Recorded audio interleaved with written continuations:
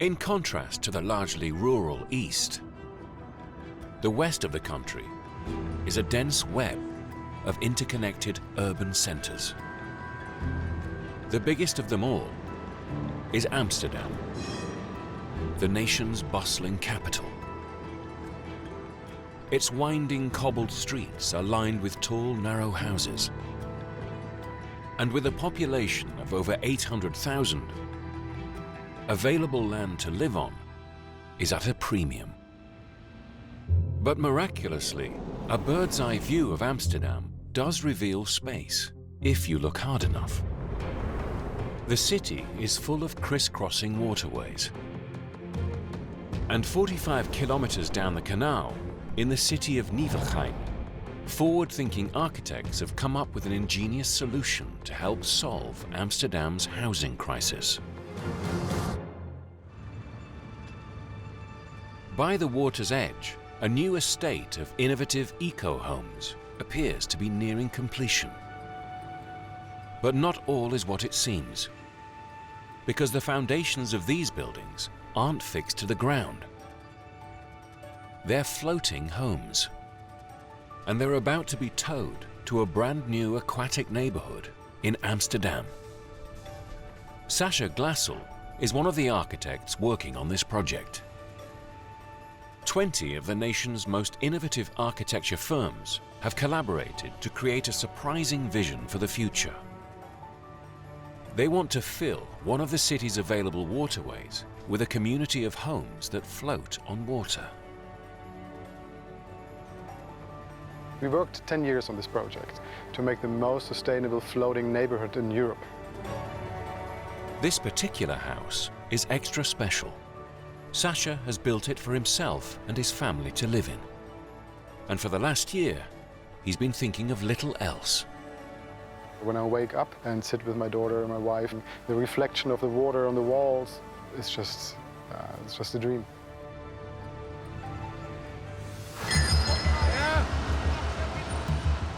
It's taken 8 months to carefully construct and waterproof the house. Now, Sascha's 200-ton concrete home is finally complete. But before boats can tow it to the heart of Amsterdam, the construction team need to drop the house into the canal. The first moment is, of course, they lift the house, and that very moment you think, like, hopefully they don't let it fall.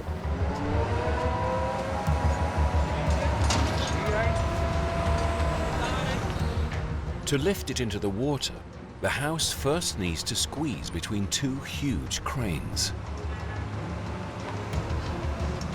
One wrong move, and it could crack, destroying its watertight superstructure. The cranes have to work in perfect unison to keep the building level and balanced, while it pivots 90 degrees through the gap. Everybody holds their breath as the house inches its way towards the canal. After much careful maneuvering, the house is ready for the next, even more nerve-shredding phase of its delivery. The second moment of excitement is when they put it in water, and you hope, please, let it not sink. The house is 3 stories high and sits within a 20-centimeter thick waterproof concrete base.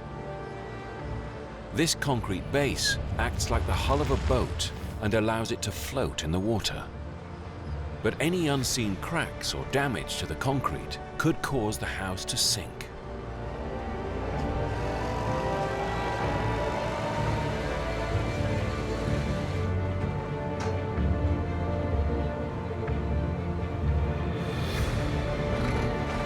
It's the moment of truth.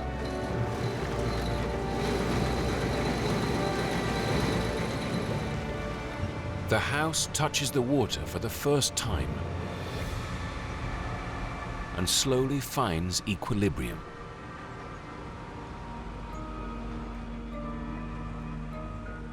It's floating, just as it should. A huge relief for the construction team and, of course, Sascha. The moment it goes in the water, it was just an excitement like you cannot define.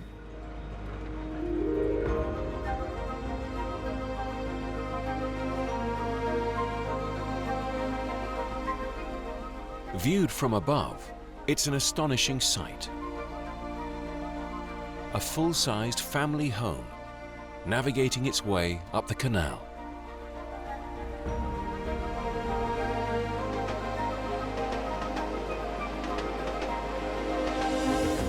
Finally, after 5 hours, Sasha's house arrives in Amsterdam to join others, ready to form their new neighborhood in the water.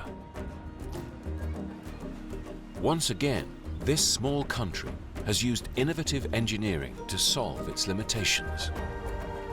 Sasha hopes that floating communities of homes like this can lead the way for the rest of the world too. So I think for the Netherlands it's a common way of living. I think the formula of what we did here can be reproduced all over the world.